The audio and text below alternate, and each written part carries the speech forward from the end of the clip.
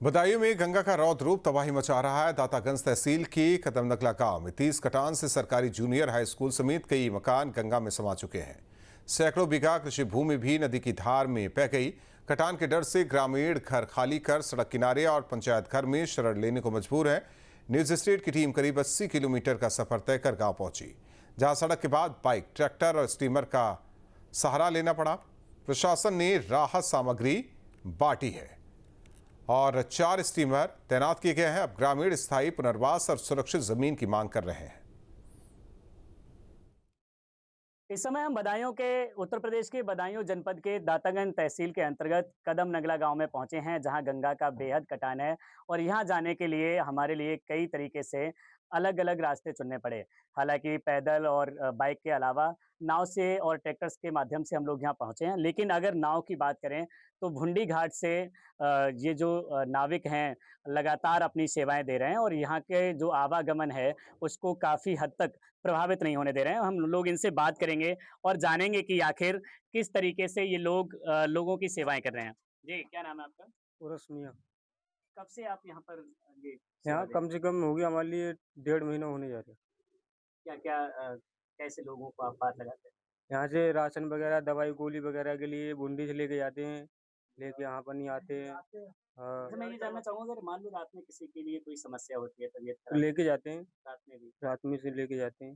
दुख तकलीफ लिए लगाई गई है सरकार ने हमारी लगी हुई है ना, सुविधा शासन के लिए। प्रशासन आपकी हाँ, मदद कर रहा है? हाँ, कोई किसी तरीके की आपको दिक्कत हो रही है? कोई दिक्कत नहीं है, कोई दिक्कत नहीं है हमारे यहाँ पर किसी। ये नाविक लोग हैं, अगर इनकी बात करें तो ये वास्तविक अपनी जान जोखिम में डालकर लोगों तक अपनी सेवाएं दे रहे हैं और इस गांव के और भी लोग हैं जो इस नाव से सफर करते हैं। इनसे बात करते हैं। जी, क्या नाम है आपका? श्यामवीर सिंह। श्यामवीर जी, क्या क्या समस्याएं हैं गांव में? समस्या गांव में जय है, जल ज्यादा बढ़ रहा हो, गंगा कटाव कर रही बहुत ज्यादातर परेशानी है लोगों को। कितने घर कट चुके हैं गांव में? कम से कम कट चुके हैं 20-25 घर। सरकारी सुविधाएं आप तक पहुंच रही हैं? कोई सुविधा नहीं। स्टीमर तो ये हाँ, सरकारी स्टीमर है सरकारी, और कोई सुविधा नहीं है। बाढ़ सामग्री पहुंची गाँव में? हाँ, बाहर सामने क्या स्वास्थ्य विभाग की टीम यहाँ कैंप कोई में नहीं है, डॉक्टर हैं? कैंप वैम्प कोई नहीं लाया। क्या चाहते हैं, क्या मांग है? आए तो मिले, डॉक्टर आए, कैंप लगे तो बढ़िया बात है। तो बहरार जा रहे जिन परेशानी, लोगों के घर कटे हैं वो कहाँ रह रहे हैं इस समय? बहरार जा रहे सड़क पे। आपका क्या नाम है? मैं तो वही दूर का हूँ। मैं बता दूं, मैं बाम कसूं है। आप ज़्यादा यहीं के निवासी हैं? हाँ, आपकी इतनी उम्र हो गई, कितनी बार कटान हुआ होगा इस तरीके से? हमारी उम्र है लगभग 65 साल। कितनी बार गाँव कटा है? 4 बार ऐसे कभी कटा था या फिर इससे ही आए थे ही कटोरा। स्कूल कब से बना है यहाँ? स्कूल और से बनता है हमारे गांव। कट जाता जो है फिर शुरू बन में गांव हमारा कटो है, वहाँ स्कूल तो उसी नाम से फिर यहीं बसे है, यूँ स्कूल बनो। जाता है। हाँ, जो लोग जिनका घर कट गया है तो कहाँ रह रहे हैं इस समय? यही का भी में सबदा दो जात तक कटिया था कटिया था और कहाँ रहा था।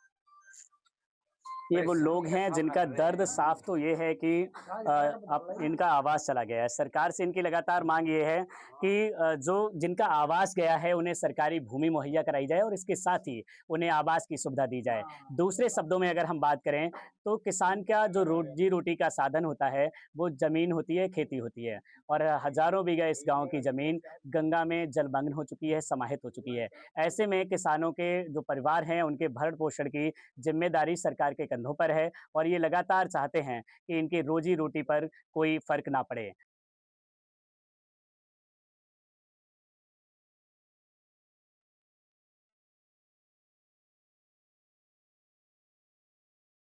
समय हम उसी कदमनंगला गांव के दूसरे छोर पर हैं, जहां पर भी लोग गंगा के कटान को देखते हुए और उसके खतरे को भांपते हुए यहां से दूसरी जगह सुरक्षित स्थान पर पहुंच रहे हैं और अपना सामान यहां से ले जाकर ट्रैक्टर ट्राली के माध्यम से शिफ्ट कर रहे हैं। मैं पीछे चाहूंगा कि देखिए ये ट्राली यहाँ पर लगी हुई है ट्रैक्टर के माध्यम से और इस ट्राली में वो अपना सारा सामान किसी सुरक्षित स्थान पर पहुंचा रहे हैं।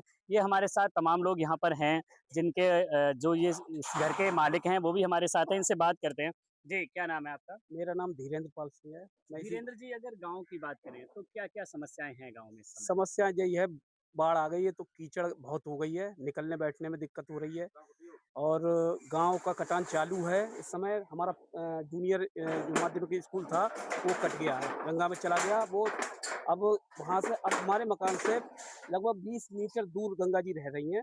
इन लोगों की लगातार चिंता की लकीरें माथे पर साफ देखने को मिल रही हैं कि लोग लगातार पहले से फरियाद कर रहे थे। अगर शायद प्रशासन समय रहते यहाँ पर राहत बचाव कार्य शुरू करता या वार्ड खंड से जो कार्य होना चाहिए तो गांव कहीं ना कहीं बच सकता था।